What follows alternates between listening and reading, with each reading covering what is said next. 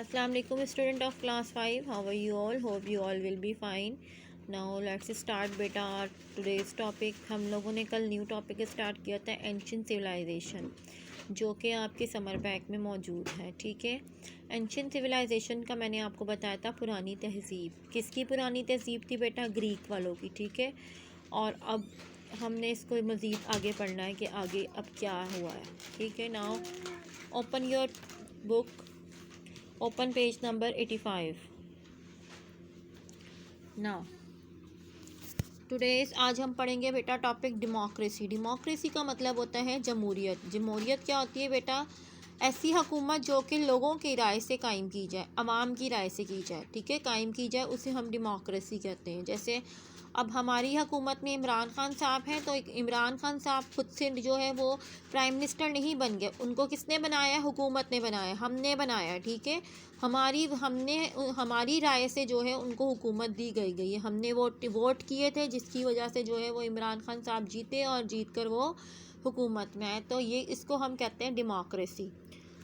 Democracy was first practice in ancient Greece. सबसे पहले जो डेमोक्रेसी थी उसकी प्रैक्टिस सबसे पहले कहाँ हुई थी? पुराने ग्रीस में। Every male adult citizen had an equal opportunity to take part in government. उनके वहाँ के जो शहरी होते थे, जो जवान शहरी होते थे, उन सबको जो है वो एक इक्वल जो है वो मौका दिया जाता था गवर्नमेंट में, हुकूमत में का हिस्सा लेने का। The elected representative had the authority to make and amends law. और जो भी बंदा मुंतकिद होता था उस हुकूमत के लिए, उसके पास बेटा फुल अथॉरिटी होती थी। ठीक है, उसके पास फुल पावर होती थी कि वो लोगों के लिए जो है उनके इस्लाह के लिए जो है वो कानून बनाए। ठीक है, यानी उसको जो बेहतर लगते थे कि मेरी हुकूमत में ये कानून होने चाहिए, वो वही बनाता था। नाउ न्यू हेडिंग है बेटा इन्वेंशन। इन्वेंशन का मतलब क्या होता है? इजाद। अब ग्रीक वालों ने क्या क्या चीज़ें इजाद की थी? The Greeks contribute to various field such as medicine, geography, architectures and astronomy. जो ग्रीक पीपल थे, उन्होंने सबसे पहले तो बहुत से बेटा वेरियस फील्ड में जो है वो हिस्सा लिया। सबसे पहले उन्होंने मेडिसिन यानी दवाइयाँ बनाना शुरू की। जोग्राफ़ी यानी जोग्राफ़ी का क्या होती है बेटा? मुल्क के पूरी लोकेशन के बारे में बताना, उनका क्लाइमेट, उनका वेदर कैसा है, उनकी हिस्ट्री क्या है। ठीक है ना, इसके अलावा जो भी उनके मुल्क के तारीख़ में जो भी काम होते हैं उसको हम कहते हैं उनके अर्थ का लैटीट्यूड एटीट्यूड क्या होता है, ये सारी चीज़ें कहलाती हैं जोग्राफ़ी में। आर्किटेक्चर, ये देखें बेटा घरों के डिज़ाइन के घर किस तरह बनने चाहिए। एंड एस्ट्रोनॉमी, सितारों की मालूमात। ठीक है, सितारों के बारे में इल्म रखना, जो आसमान पे सितारे होते हैं उनके बारे में इल्म रखने को हम कहते हैं astronomy. They invented the water mill. इसके अलावा उन्होंने जो है वो पानी के कुएँ बनाए। अलार्म क्लॉक बनाई। Crane and certain heating system. Crane एक मशीन होती है बेटा जो घर बनाने के लिए या बजरी उठाने के लिए इस्तेमाल की जाती है। और इसके अलावा उन्होंने हीटिंग सिस्टम भी जो है वो इन्वेंशन किया था।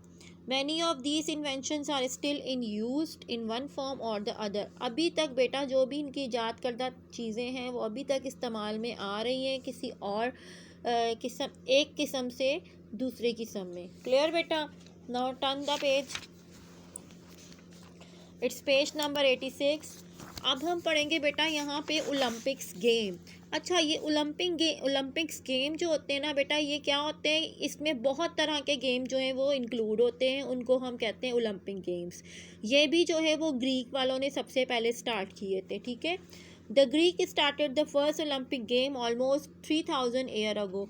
आज से कोई 3000 पहले जो है वो सबसे पहले ओलंपिक गेम्स जो हैं वो ग्रीक पीपल ने स्टार्ट किए थे इन 776 BC। ये 776 BC में हुआ था और उसको हम कहते, उस दौर को हम कहते थे ओलंपिया दौर। ठीक है, at that time these game were held in honour of the Greek god Zeus. अच्छा, ये बेटा उस वक्त जो है वो ये गेम जो खेले जाते थे वो किसके एजाज़ में होते थे? उन्होंने अपने, जिस तरह आपको पता है ये बुत परस्ती करते हैं। ठीक है, इन्होंने मुख्तलिफ अपने बुत बनाए हुए होते हैं। इन्होंने भी, जिस तरह अब हिंदू है बेटा, हिंदुओं ने मुख्तलिफ बुत बनाए हुए हैं। उन हाथी को भी वो कहते हैं कि ये हमारा भगवान है। वो ये कहते हैं कि सांप भी हमारा भगवान है। बंदर को भी कहते हैं हमारा भगवान है। ठीक है, हाँ, और गाय को भी कहते हैं ये हमारी गाय है, माता रानी है, ठीक है। इसी तरह उन्होंने सांप को भी बनाया हुआ। इसी तरीके से ग्रीक वाले भी जो थे उन्होंने मुख्तलिफ बुत बनाए हुए थे, और उनका जो सबसे बड़ा बुत था उसका नाम था गॉड्स। और ये जो ओलंपिक गेम्स होता था ये उनके उसके ऑनर में खेलते थे, उसको एजाज़ देने के लिए ये गेम खेला जाता था, ठीक है। They had many games and event. इस ओलंपिक गेम्स में बहुत ज़्यादा गेम्स होते थे और इसमें बहुत से त्यौहार भी होते थे, such as racing, boxing, cycling and javelin throwing.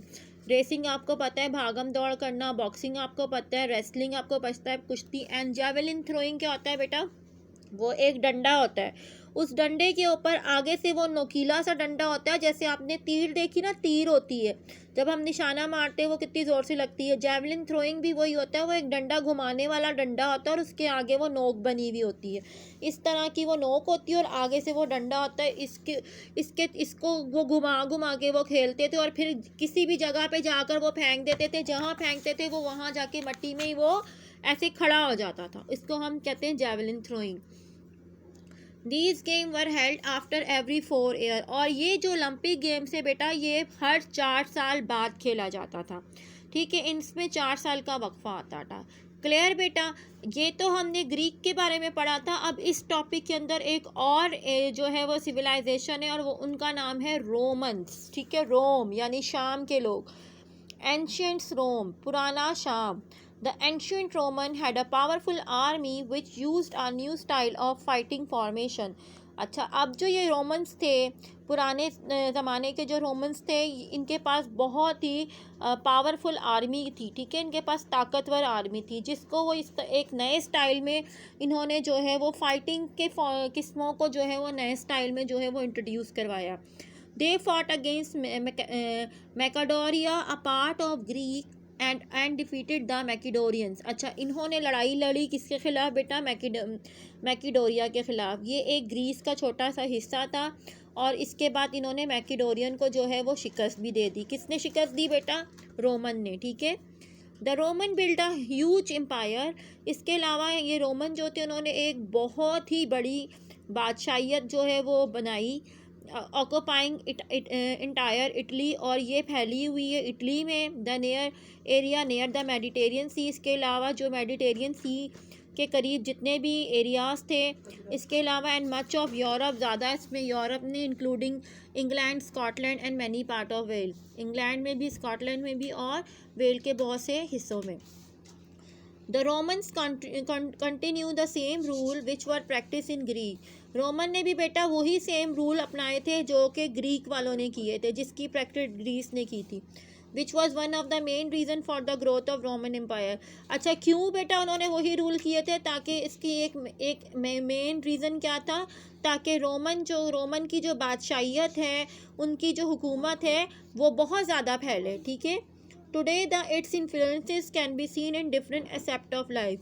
आज हम देख सकते हैं कि रोमन में भी मुख्तलिफ जो उनके ज़िंदगी गुजारने के तरीके, उसमें ये लोग ये चीज़ें इस्तेमाल कर रहे हैं। Let us know about the key aspect of the Roman empire. चलें अब हम मालूम करेंगे रोमन एम्पायर की और रोमन हुकूमत की बाकी चीज़ों के बारे में, and the contribution made by the Romans. और रोमन ने किस चीज़ में जो है वो कंट्रीब्यूशन जो है वो कंट्रीब्यूट किया था, ये भी हम जानेंगे। लेकिन आज की क्लास में ये हमारे नहीं टॉपिक होगा, ये टॉपिक हमारा कल की क्लास में होगा, जिसके लिए हमें आपको कल तक वेट करना पड़ेगा। अल्लाह हाफिज़, अपना ख़याल रखिएगा और मुझे दुआओं में याद कीजिएगा। लाइट चली गई कहीं।